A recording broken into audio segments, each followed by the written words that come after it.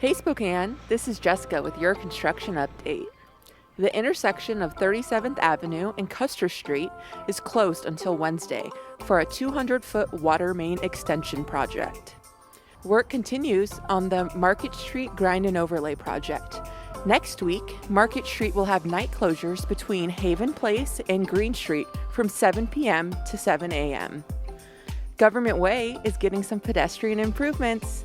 To facilitate this work, Government Way between Greenwood Road and Riverside Avenue will have lane reductions in place. Tuesday through Friday, the Maple Street Bridge will have lane restrictions as the street department performs repairs.